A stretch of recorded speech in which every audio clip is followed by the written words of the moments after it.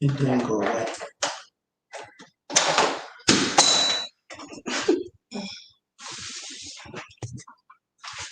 Where's that?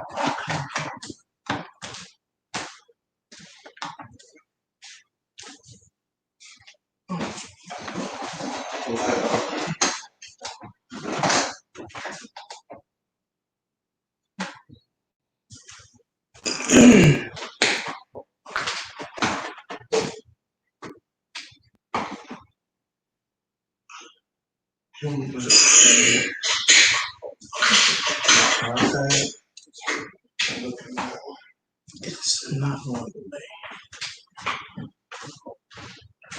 Negative. It's not going away.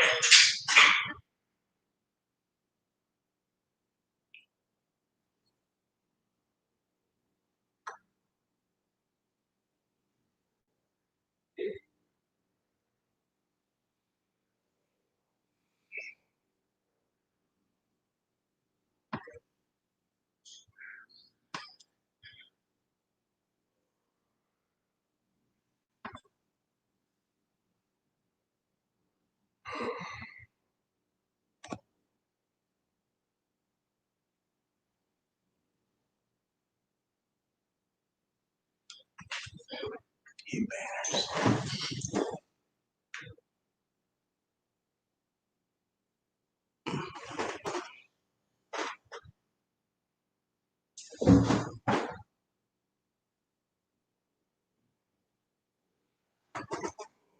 There's Ted.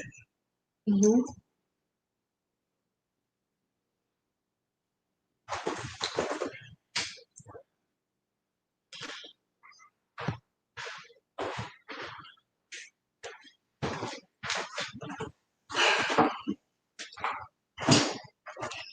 Hi, everybody.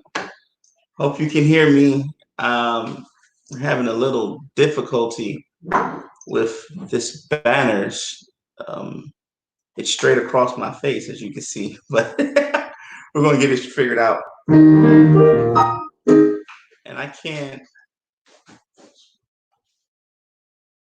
Hi. Hi, Louise. Hi, Taylor. Ted is in Ted is currently in the waiting room.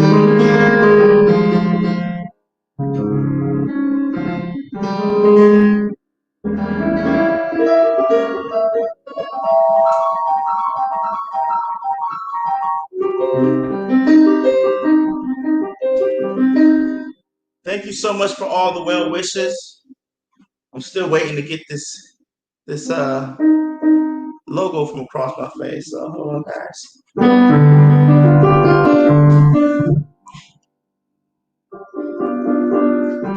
Oh, oh, oh.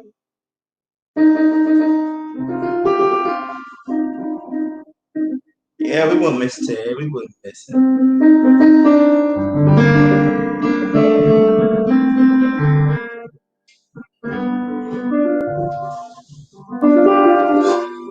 Almost there, folks. Hold on one second.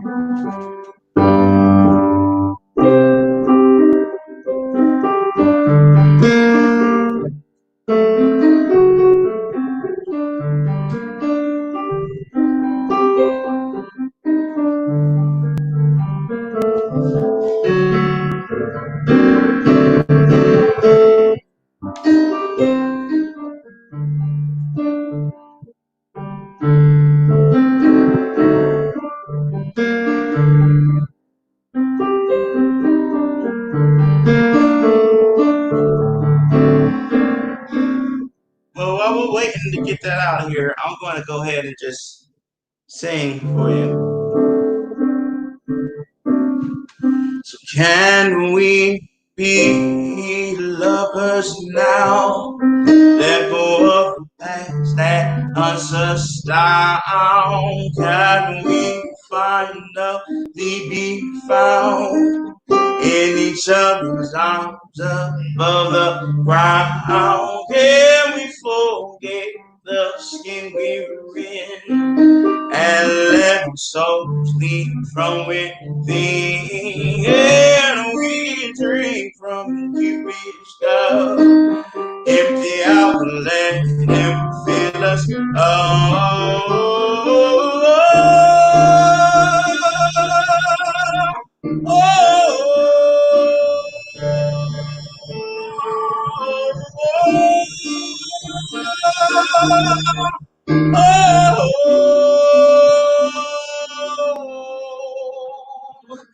I'm yearning,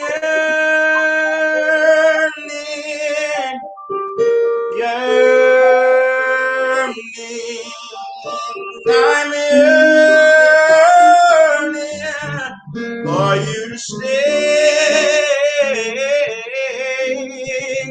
Have I spoken way too soon and scared you off from jumping the broom? Should I see my boss underneath the cover of the gun under our feet?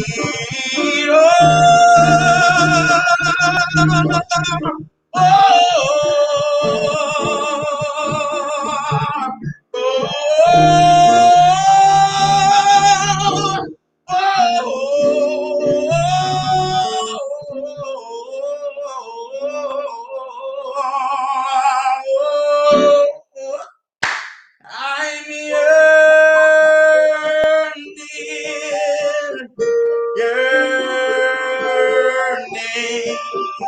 I'm yearning for you to stay, stay,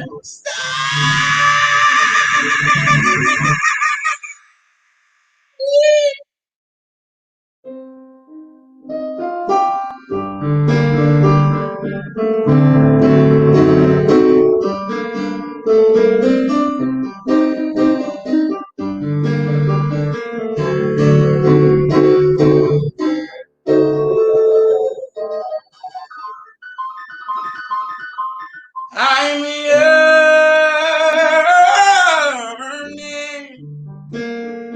yearning. I'm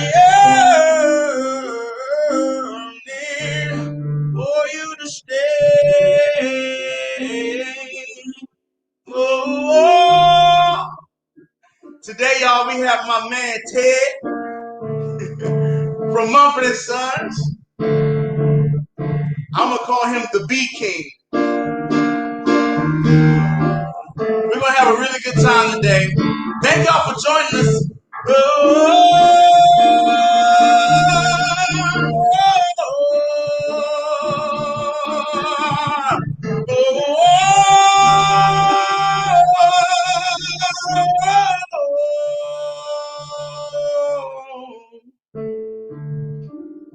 Yeah, I'm yearning for you.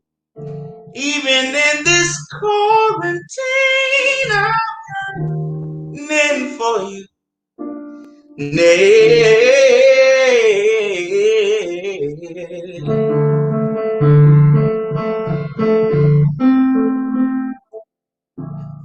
Thank you so much, y'all. How's everybody doing?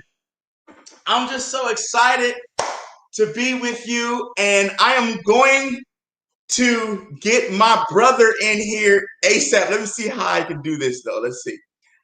I think I'm doing it the right way. My smarter half is just coming. How do I get this on the two screen so I can see Ted? Like, touch it. Ted!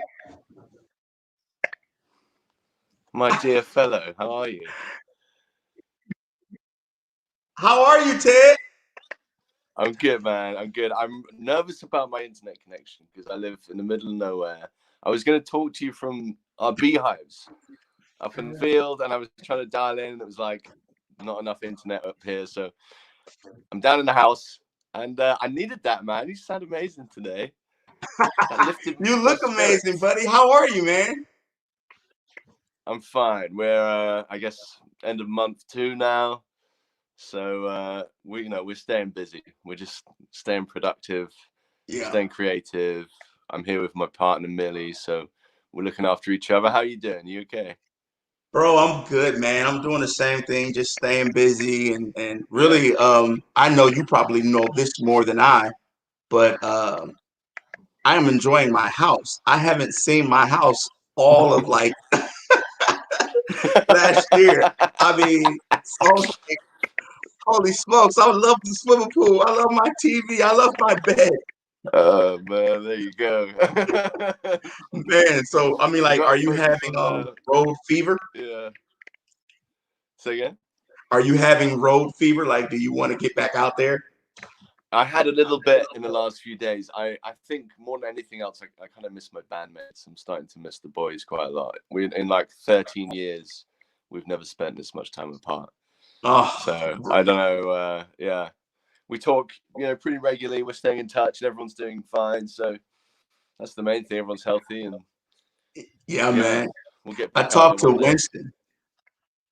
I Oh, talked to nice. Winston not that long ago, and he was saying the same thing. You know, he's like, "Oh, this feels strange." Yeah, it is But strange, but you're right. It is nice to be home for us. I guess it's quite a novelty. I've definitely never spent this much time at home before, so I'm enjoying it. I'm trying to, stay positive and stay grateful. bro, Yeah. let me tell you, Ted. When I told people that I was going to have you on here today, no one believed me because they're like, out of all of the Mumford and Sons members, we have seen Ted the least. They're like, Ted is not online. Ted is like doing his own thing. Like I am resting. And I think you made an appearance with I want to say Marcus maybe like a week ago or something. But everybody's been like, Oh yeah, I went on with Ben for a moment. Yeah, for like 5 on our Mumford and Sons. We can't. I'm enjoying the laying low. It's quite nice. It took you to pull me from my hideout down here. bro. Well, man, look, like I promised, I did not want to hold you long. I want to ask you some questions, okay? Because the fans they have a lot of Ready? questions. I've sorted through these, but Okay. Wow. some of their questions are very similar to mine. So I just want to make sure that you're ready. Are you ready for these? I'm ready. Okay.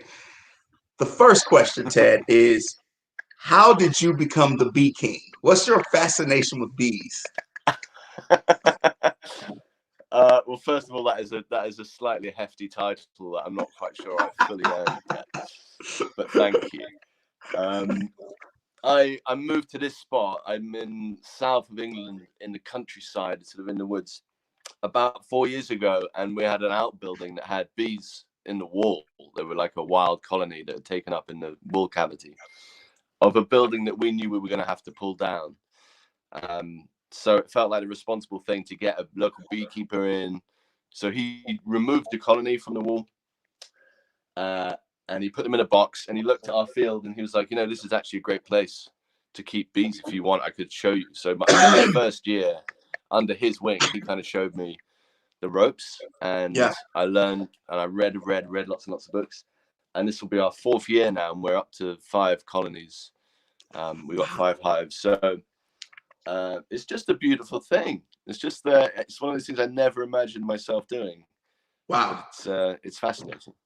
Bro, I can't even imagine. I mean, like I watch your Instagram a lot, and Oh, nice. I pay attention to the um, the suit you wear to go in there and stuff. I mean, you're all the way in it. Like it's All the way crazy, bro. in. The first time I went in a hive, it was the scariest thing I'd ever done, because they all kind of fly out, obviously. And I was there with this guy who was much older than me and experienced, and he was like acting like everything was normal. And there I was for the first time, just like holding, like I bought some of the hive parts down, just like holding a frame covered in bees, being like, okay, so I guess I don't know if I'm gonna want to do this much, but it's too fascinating. You kind of get drawn in. Bro, have you been stung yet? Yeah, you get stung a bit. You do, especially earlier on. But I tell you, because I was, like I said, if I had a better internet connection, I was going to talk to you from the beehives. I was hoping to open a hive up and we could take a site together, but the internet wasn't good enough. But I was saying to my girlfriend earlier, as we were talking about that plan, Yeah. that I haven't actually been stung this season yet. So I've probably done 7 rounds of inspections on 5 hives. So Yeah. I've been in lots of hives this year, and I've not yet been stung. So I think it's an improvement. I think maybe I'm like starting to understand, the movements a bit better and causing them less distress, hopefully. I think that's a plus for you for 2020. What's my New Year's resolution at midnight? My resolution is not to get stung in 2020, and so far it is happening. It's working beautifully. Yeah. Man, it takes. It's not that bad when you get stung. It sucks, but it's like you take the sting out. Yeah. And then half an hour later, you're okay. I mean, if you're Bro, lucky and you're not anaphylactic. Ted, I've never ever been stung. Like. Yeah, I mean, you're not missing anything. I don't encourage you to Man, try my it out. son, he got stung. Legend. He got stung, really? and he just acted like it was the end of the world. And I later realized, I said, son, it hurts, man. I asked him though, I said, so did it really hurt that bad? He was like, no, I just knew that if I cried really loudly, mom would go ahead and get me some ice cream. He's a smart kid, man. Brilliant. I'm like, oh wow. How is Legend? Is he all right? And Legend is playing by himself for a while, right? And because we haven't been home, he hasn't been able to make friends and that kind of thing. And I felt really bad for him because he's the only kid that lives at home. He's 8 years old, as you know. But he came to me and he was like, Dad, I really need friends. I'm so bored. And I said, they're coming, man. Trust me, you're going to get friends. And the crazy thing is, the next morning, I was walking in my house and I just happened to look outside and I saw this lady and she had 6 kids with her.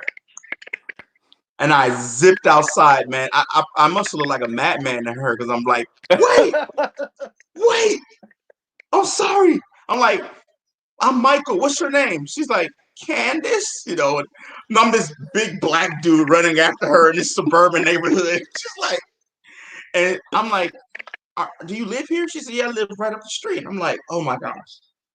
Are these your kids? She's like, yes. I was like, perfect. They just moved in. They didn't know anyone in the neighborhood, bro. 6 kids, man. Age ranges from 10, 8, 7, 10, 8, 7, 4, 2, and then a baby, spectrum. 1. That's amazing. So he is in heaven. Friend. So now Legends just plugged straight into a whole. Bro, he doesn't need any more friends, man. He got 6 in one family. Correct. And then he had the other 2 friends, his good friends Zelik and Ilian, who they live further, but they come over now and then. And we had 11 kids at our house 2 days ago. And it was cool because we have a big old swimming pool. So they were out in the in-ground pool just swimming, having fun and yelling. And I was like, have fun, kids. And the ladies were out there, and I just closed the door quietly. Went back and watched TV and drank some whiskey, man. I was good. Oh, there you go. That's nice. Well, bro, I gotta get these questions to you, man. I think you'll like this one. So a fan wants to know who is your bass guitar hero? Oh, I got a few. I was kind of into jazz growing up, and about the time I really was, I don't know if you had this when you were learning an instrument. There seems to be a sort of like a boom period of like 3 years where you don't want to do anything else and you're just so in it. And for me, I was probably 17, I guess, around that time. And I was just listening to a lot of jazz. So a lot of my bass heroes are jazz players.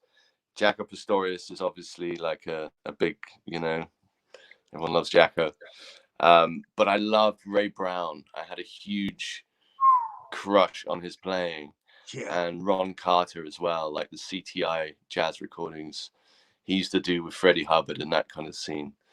Um, so yeah, I got very, very into jazz, and I thought I was going to be a jazz player. That was always my plan. And I went and studied bass for a bit, and I was destined to go to Leeds College of Music and do the jazz course they do there for 3 years. And on my way, I kind of bumped into the boys, and we ended up doing Mumford and Sons instead. Did you ever think that it would take off the way it did? No, we were so excited to meet each other because we had kind of quite a niche interest in acoustic music largely at the time. And for us, it wasn't that cool. You know, not a lot of other people were into it. And we found each other and we were like, wow, you like these guys, you like these guys. And Marcus had a few songs. So we started with a few of his songs. And we were a pub band. You know, we just loved it. We played, you know, in little pubs in London. And then we got to a point where we often had 2 gigs in a night. And at that point, we were like, well, I guess people must be liking it, you know. So we're like taking all our gear on the underground tube and playing these shows in pubs. And then we got our manager, Adam, and yeah, and then it's just been a crazy 12 years, really. Right Wow, up bro, until 12 now. years. Yeah, yeah. But it's still crazy. It's still crazy for us to It's watch, even crazy. right now. I mean, the cool thing is there's this Yeah. Canadian app called Kalo. It's a concert app, and I go on that app all the time, and I make my family. We watch you guys' live shows. Your concerts are on that app, and yeah, bro, it's so cool. We watched the Red Rock show, and uh, Oh, nice. it's dope, man. And when you guys went to South Africa, Yeah, that was a great show. That was crazy. bro, you guys look Nice. so dashing. Thanks, mate. It's like, wow, okay, Ted with the white jacket. All right. You see, if you get a close up on that, because I wear it like every night on stage, it is not very dashing. It's like yellow around the collar and like frayed on the sleeves and stuff. But you know, it's better enjoyed from afar. It's better. It's battle tested, brother. Indeed, it is definitely. Um. Okay. Here's another one. What prompted you to move from guitar to bass? Okay, that's an interesting one. A lot of it was my interest in jazz, and I found the bass to be. I listened to a lot of trio music, which was traditionally piano, drums, and bass. Again, Ray Brown was a big part of that, and my ear was just being drawn to that particular sort of format of jazz, and the bass played such an important and interesting role between the melody and the rhythm. You know, you're obviously part of a rhythm section as a bass player, but yeah, especially if you're someone like Ray Brown, there's an amazing amount of melodiousness that you can Oh introduce yeah. into, you know, the notes you choose to play. So I just thought the role of the instrument was so interesting, and I was kind of up against it a little bit. I'd been to university and studied psychology and linguistics and had finished my degree, and my parents were really on me. They were like, you have to go and get a job, you know. So they gave me 1 year, and it was slightly tactical to be a bass player because there were no bass players, and I knew that I had not a lot of time to sort of make something happen. And there were hundreds of guitarists, so I thought, you know, I'm just going to really go for it with the bass, and I loved the instrument already. Yeah. And so that's kind of it. It was slightly a slightly calculated sort of decision because I was so determined to be a jazz musician or just a musician of any Yeah. kind, really. And I Yeah. guess I always thought I was enlarging my chances. Yeah. You know, it's funny to me. For me, being like a fan of not just Mumford and Sons, the band and the brand, but being a fan of you all individually. You know, I have a a strong beautiful obsession when I watch Winston go from the banjo to this guitar, this electric guitar, or when I see Ben doing his little thing on the keys. But and then Marcus is just, of course, you know, Marcus is the guy. He's like Force of nature. a wild head, you know. But when I want to learn the emotion of the song, it feels so strange to watch you perform because I watch you and I find myself getting locked. I get stuck No, and I just keep watching and I'm like, what's Ted thinking? What is he seeing? Who's he talking to? Like what, there's so much that's happening with just you by yourself. And it's just a joy to watch, but it makes me want to go deeper as a musician, to really connect to the song and to emote. You emote in a way that's so unique as a bass player too. I mean, I watch that's you. such Yeah, go nice ahead, thing to Ted. say. That's just such a generous thing to say. That's really sweet of you. I think it's a funny position being the bass player sometimes because your role is very much a supportive one. But I have a really great a friend, and he's actually become a teacher as well. His name's Nick Peeney, great bass player in London, and we talk about our strange job as the bass player quite a lot. And he inspired me quite early on, and we spoke about how much information you can kind of force into a note, Yeah, how much yeah. emotional information, and that's all I'm thinking about. I feel like when everyone's there, you have an audience, you're stepping up, you're there to sort of essentially serve their emotional needs. Yeah.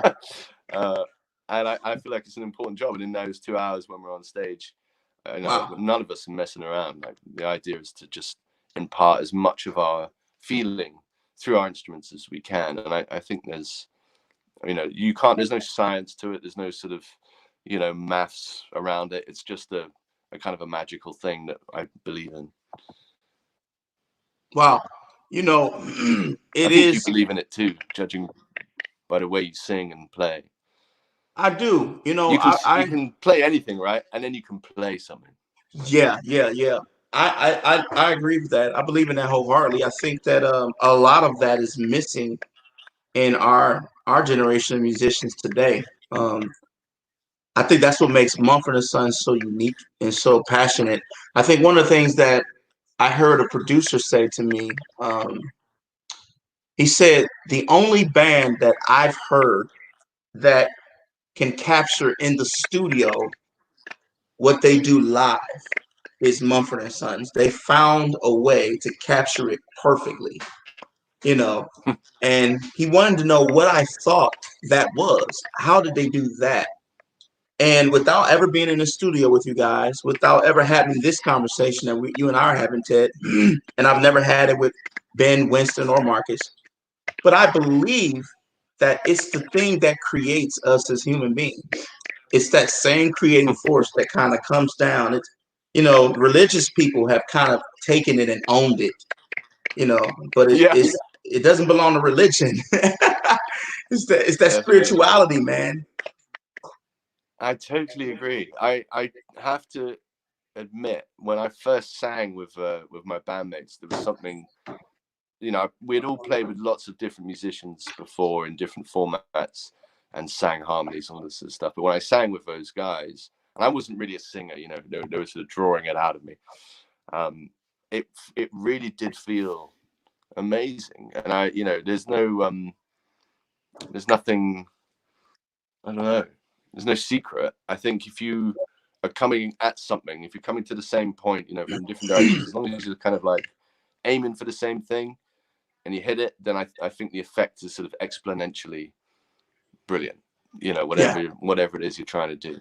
And I think yeah, that's a really important thing, though, with collaboration. I feel like things can become bigger than some of their parts through a collective understanding and a sort of sharing of ideas. well, That's always Ted, been very core to our band. I got a few more, and I'm going to let Great. you I get like that back we to always start on bees and then end up on a tangent about spirituality and music. It's perfect.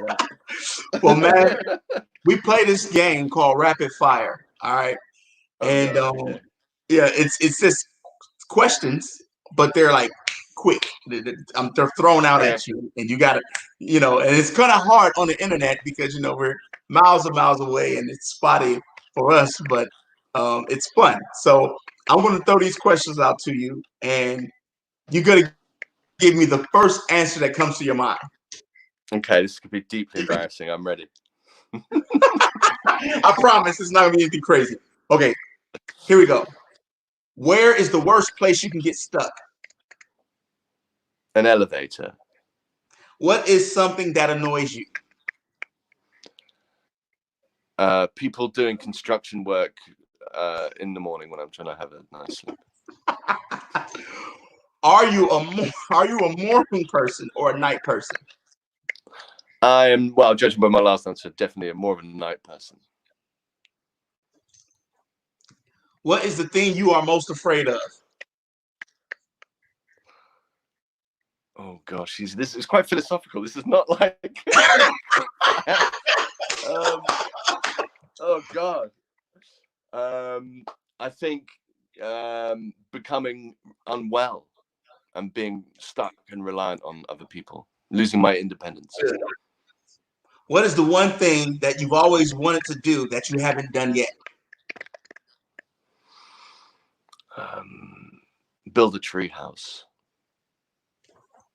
What was the last film you watched? I watched The Terminal with Tom Hanks and I cried. I did too. It's okay. Gets you. Who is your favorite band of all time? Led Zeppelin. Whew. If you were a superhero, what would your powers be? Flying around. Oh yes. Oh yes. Oh yes. My last one.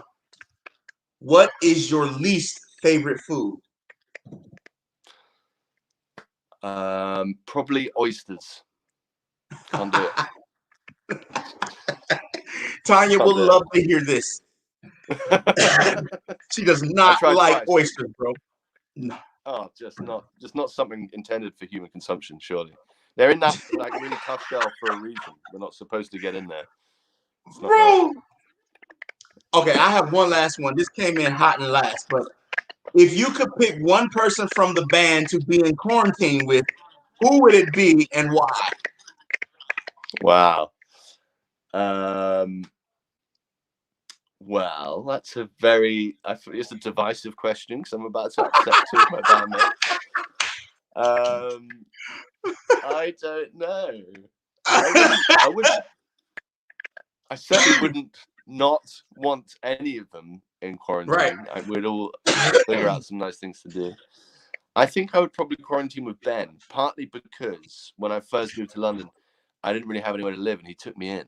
So we kind of lived together for, a while, a few months, just the two of us. And we used to have quite a nice time. We used to watch movies and play music together. And it was kind of a nice chapter of life. So maybe we'll just resume that kind of vibe and that would be great. I would tell you, I would suggest you would never quarantine with Marcus because his internet is more shittier than yours. No. He's been trying to get internet down there for years. He's like, he was telling me the other day, he's like, Ted, your internet sucks. You got to get this thing I've got. And I was like, I mean, I think both of our internet sucks. It's the perils of living in the countryside in England. It's not great. I tell you what, we actually are now completely reliant on a router, I guess you'd say, with a SIM card in it. So we're not attached by a wire to anything anymore. Yeah. It's doing good for me today, bro. It's working great. Yeah? You sure? I'm great, man. I'm not getting any complaints over here, brother. Okay, good. That's good. Now I can't wait to talk to Marcus because I know that Marcus is not going to be great. I talked to him. This internet here is weather dependent. So if it's sunny outside, you get a great connection. But if it's raining and you want to stream Netflix or something, not. I talked to him in 2 Mondays. He's going to come and talk to me. Yeah, and I'm talking to Winston next week. I haven't gotten Ben yet, but I'll get him. You'll get him. Well, that's awesome, man. Ted, man, I love you, brother. Let me leave you with this. Man. I want to tell everyone that's out there listening.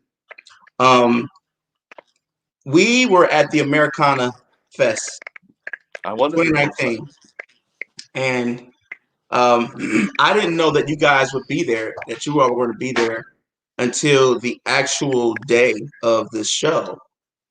And I was having one of the worst days ever, brother. I mean, like, I Yeah. was like, I did not want, I wasn't going to show up at all. And, my wife was like, we must go. It's going to be okay. Like, let's just go.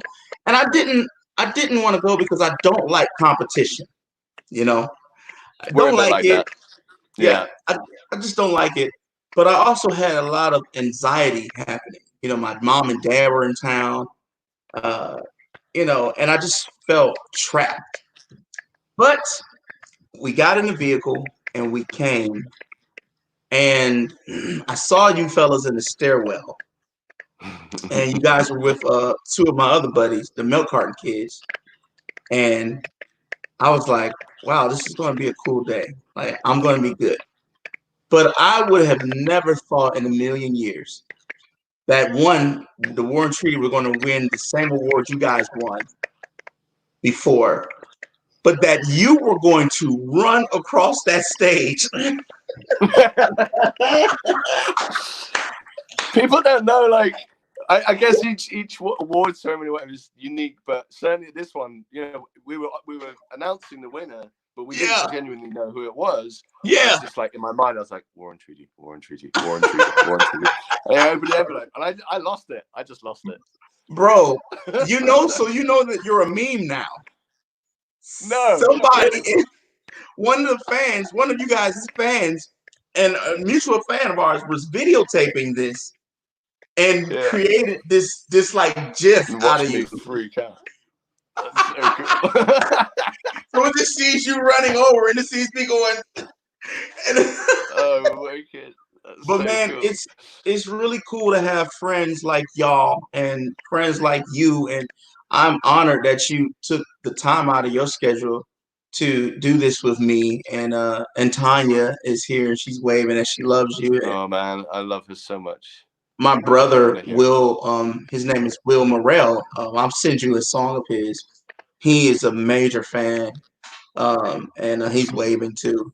And Awesome. Paige Wingard, she's also a mutual fan, but she was Mumford and Sons fan first, and she's in you guys' fan terminal. Agora, I know I'm saying it wrong. Agora. Agora. Yeah, yeah. So she's gonna kill me, but Say it however you she was like. like, I was calling it Agora. She's like, it's not Agora. I was okay. I'm sorry. But thank you so much, Ted, and much love to you, bro. I can't wait to see you again. I can't wait to see you again. I can't believe that was the last time I saw you was in Nashville that time. Yeah, At least it was a great time. We shared a great night. And we'll yeah. share many more, I'm sure. Oh, I forgot one last thing. Yeah. What comes to your mind when I mention the name John Prine? Oh, man. I think Newport Folk Festival, when we played it a few years ago, he had just released that record, his latest record, and it was sort of like a bit of an awakening for me because I guess I had missed it. And so I kind of got to discover it all, um, just now. And it's, yeah, he's a legend. I feel like he nailed it. I sometimes feel like when someone passes on, it's obviously always sad, but I doubt he would have done too much differently. I feel like he was true to his art and lived a great life. You can't really argue with that. Well done, Ted. Love you, brother. Hey, love Salute. you. See you, Stay man. safe. You too, brother. Bye. See you, buddy.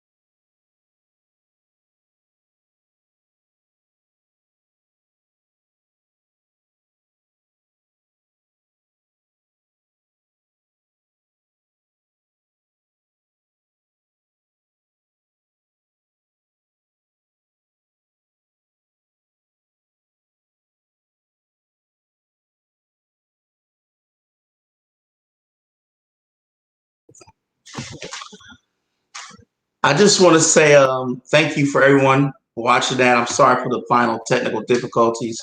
However, it is so cool to be able to talk to my friend, your buddies. I thank you so much for tuning in.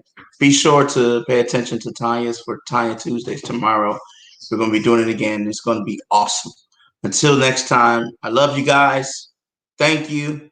Stay safe, stay smart, stay hopeful, stay in love. Peace.